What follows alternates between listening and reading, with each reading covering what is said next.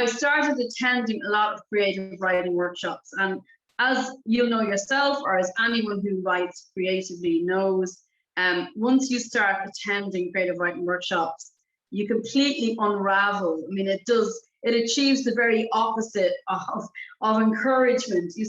When you start analyzing the text and the point of view and the narrative voice and all this absolute malarkey, you come away just never wanting to write again. So I had to get over that hump, and then I kept attending new workshops at the Irish Writers Centre, and just really trying to take in, what is it about? What are we trying to do when we approach a story, whether it's a novel or whether it's a short story?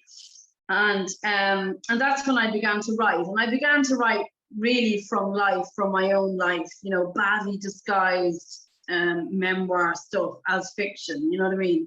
In fact, probably my short story collection, there's probably truth in all of those stories that are still out there published as fiction in the world now. But so I started, because once you've been a journalist, you're kind of always a journalist. You're always looking for that nugget of realism. And then really it's about, then you have to try and undo that and disguise the non-fiction in your writing to make it fiction, and you've got to bring it to somewhere else.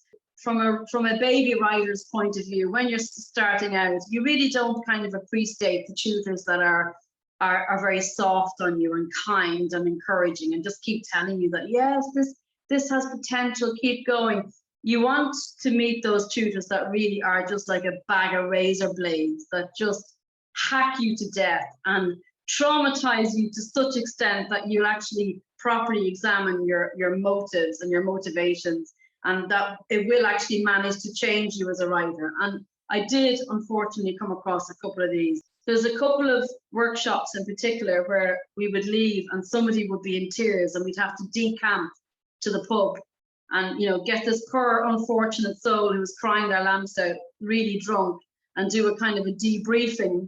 So that's my idea for a story with a boy got crushed at home at night, is to write a really bad short story and then have the tutor analyze the hell out of it. And in that analysis, it gets so intensified and ridiculous that you come out the other end of that not knowing what the hell has happened in the story.